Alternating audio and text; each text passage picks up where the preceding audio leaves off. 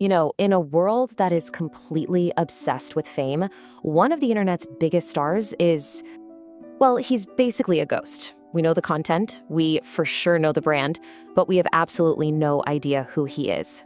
So today, we're gonna pull back that curtain and look at the fascinating psychology behind Someunfilteredguy's anonymity. Let's dive in. Man, this quote just hits the nail on the head, doesn't it? The less we actually see of him, the more our minds just race to fill in all those gaps. His anonymity isn't just some empty space. It's a blank canvas that our brains are like hardwired to paint on. And that right there is an incredibly powerful psychological trick. So that really is the big question, isn't it? And this isn't just about, being nosy. This really gets to the heart of identity, branding, and honestly, the digital masks we all put on every single day. Okay, so to figure this out, let's start with the easy stuff, the official story, the reasons he's actually given for staying in the shadows. And honestly, you can't really argue with these, can you? I mean, maintaining privacy, avoiding the craziness of fame, letting the content speak for itself. Yeah, it all makes perfect sense. On the surface, it's a really neat, tidy, and completely understandable explanation. But what if that's not the whole story? What if there's a much deeper, more calculated, and frankly, a far more strategic psychological reason for the mask? Okay, now this is where things get really interesting. So let's do it. Let's peel back those layers and see what's really going on, psychologically speaking, behind that mask.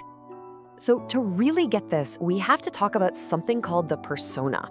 It's a term from psychology, and it basically just means the specific version of ourselves we choose to show the world. It's not necessarily fake, but it's definitely curated. Think of it like your work self or, your polished first date self.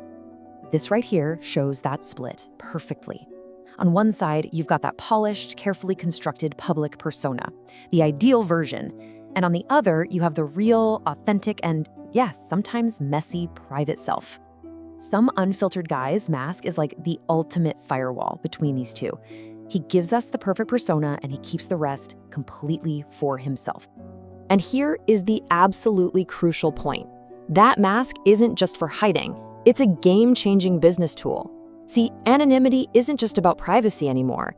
It's about having total, absolute control over the brand and its story. And this just breaks down the genius of it all. First, you separate the person from the brand. That means the brand can be presented as flawless, even if the human behind it, has a bad day.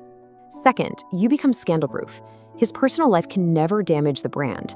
And third, and this is wild, the brand could in theory live on forever. It could be passed from one person to the next.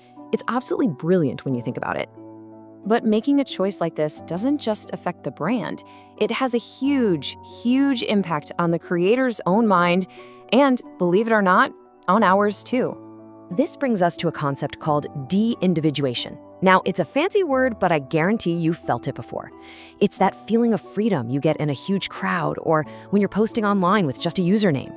You're anonymous, so you feel less inhibited, right? Freer to be yourself, or at least a version of yourself. Okay, so for a creator, this is a very real double-edged sword. On one side, as you can see, you get total creative freedom. You can be raw, honest, take huge risks without any fear of personal backlash. But look at the other side. You're essentially living a double life. That has to take a psychological toll. I mean, the pressure to keep that secret must be immense, and it could for sure lead to some serious feelings of isolation. So what about the effect on us, the audience? Well, it's incredibly powerful. Because he's a blank slate, we can't help but project onto him. We see ourselves in him. He's not just one guy. In a way, he kind of represents all of us. And that's why people feel so deeply connected to him and to each other. We aren't just fans of a creator, we're part of a community, an idea, all of us bound together by this shared mystery. So after digging into all this, what does it all really mean for us? Because let's be real, this isn't just about one creator online, is it?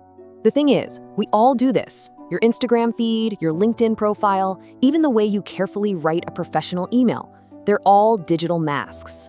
We are all constantly curating our own public personas, carefully choosing what parts of ourselves to show the world and what parts to hide. So maybe the real takeaway here isn't really about him at all. Maybe it's about us.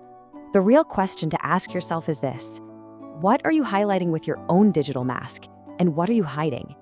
And is it for protection or is it a performance?